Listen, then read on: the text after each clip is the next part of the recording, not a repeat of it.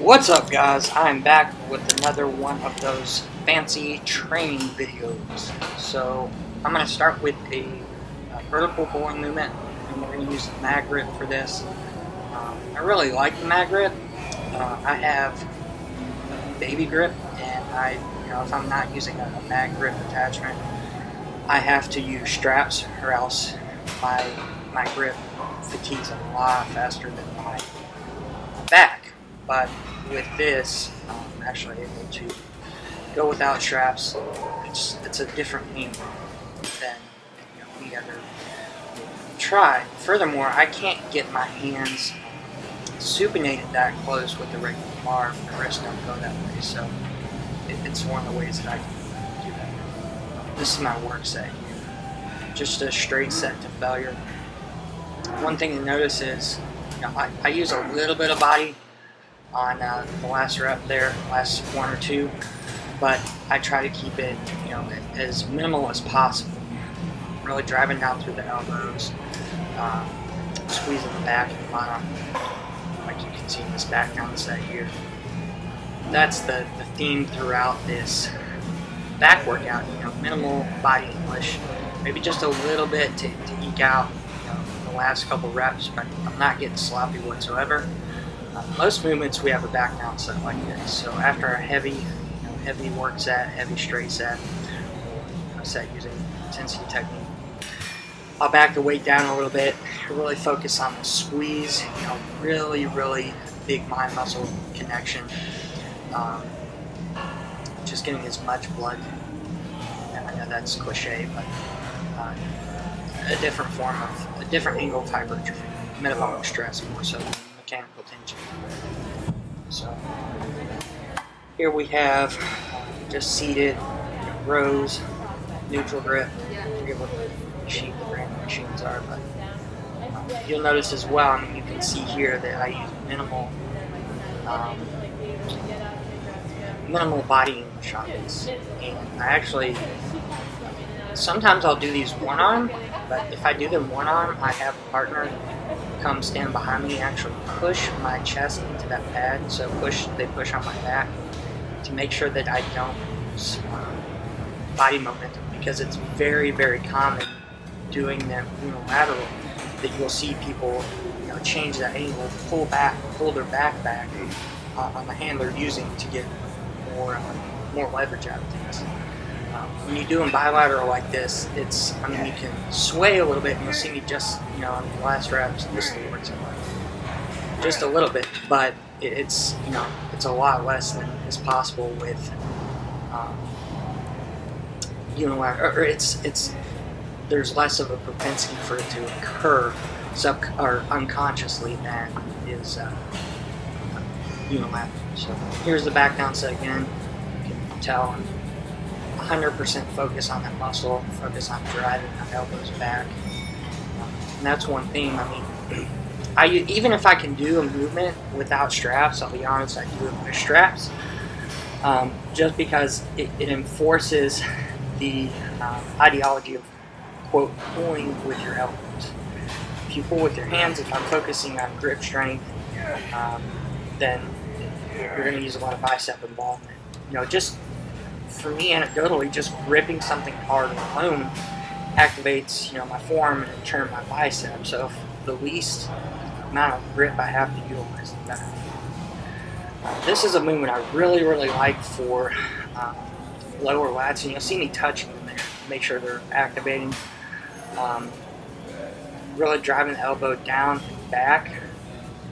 As you'll see, I really feel this in my lower lats. You have to do it unilateral though. Just the way that you shift your body into the position to hit the lower lats. It's kind of hard to explain. You just have to experiment with it. You'll see me leaning back just a little bit, angling myself to one side. Just play around with it. And the main thing is really focusing on driving down and back with your elbow. Here's my work set. Just go from one arm to the other, and really trying to minimize the body movement here. I'm never sacrificing form for weight. It's super common. I want to get stronger, but I want to get stronger in the context of actually get stronger. What you have happen is people start ego lifting, and because they want to get strong, I mean, they're just determined to get better, and they're not going to take no as an answer, so they'll swing and use a whole bunch of body momentum. And the reality is, they're not getting stronger. You know, they're just cheating themselves. There's times in your lifting career where you have to back off, where you won't get stronger, etc. And you know, this is a good gauge to, you know, to have a precise form to be able to see, you know, if you aren't getting stronger and if something needs to be addressed in that facet. So, guys, the short story is keep your form tight. Here we do. Again, just a back down set. Again, that's ubiquitous throughout my training lately. Like yesterday, I did legs. I did probably like 5 or 6 work sets total. You know, just not a lot whatsoever. But I can tell you, just sitting here, my legs are sore. It's about intensity. I don't think people realize how much of a growth stimulus you can get out of, you know, a couple work sets. And Dorian Yates did a podcast recently, put it really well. I liked how he said it, and I'm just, this isn't verbatim, but just paraphrasing. He said, you know, you have all these people trying to do a whole bunch of volume, and they're not giving the intensity into one set that, you know, to create that growth stimulus. So, what's 10 shitty sets going to do that one's not, you know? There's a threshold you need to meet as far as intensity to get something out of the set. You can't replace it with volume. So, train hard. Keep form tight. Train your ass off. Don't be vaginal. And you'll grow. Eat to grow. Eat for your goals. Sleep. Get your sleep in. Get your rest in. Don't stress too much. Eat nutrient-dense foods. Repeat it. And you're good. That's the secret right there. I just gave you. I should charge you for that. I mean, that's the secret. So here, this is again another lower lat movement that I like. Really fill this with the rope. I can fill in my low lats. And again, I'm trying to drive my elbows back as far as possible.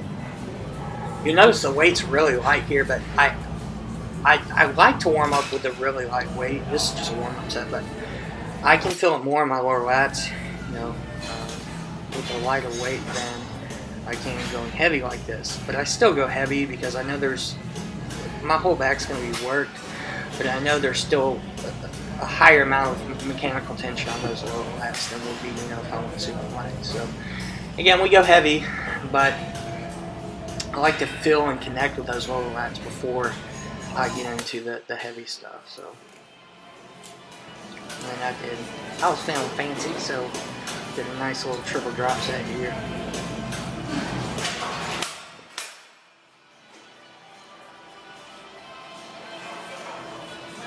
Actually, that's one of the reasons why I did a triple drop.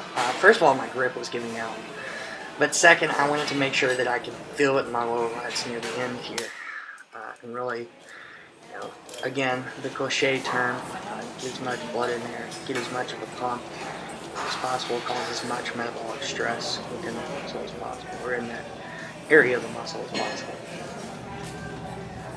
There's localized growth factors that will enact, you know, with metabolic stress that we don't really get with low rep sets gauged at mechanical tension. So that's the scientific side of things. Those are my fresh kicks. Them fresh kicks. I've been getting back into shoes a little bit lately. I need something to stop me, I think.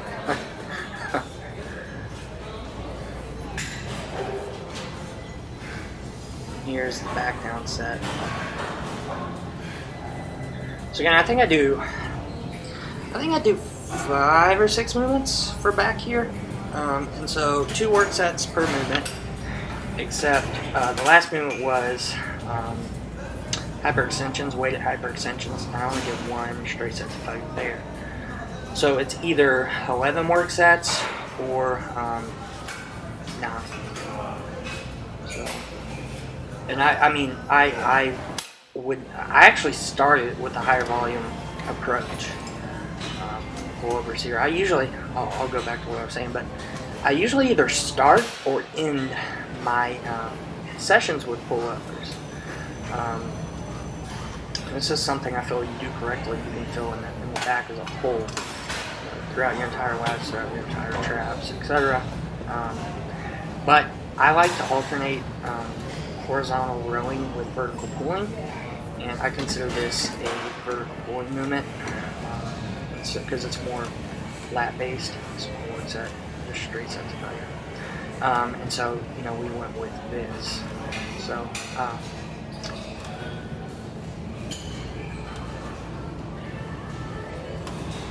again, just keeping the body momentum to a minimum, not getting sloppy. Intensity's high, you can see it in my face.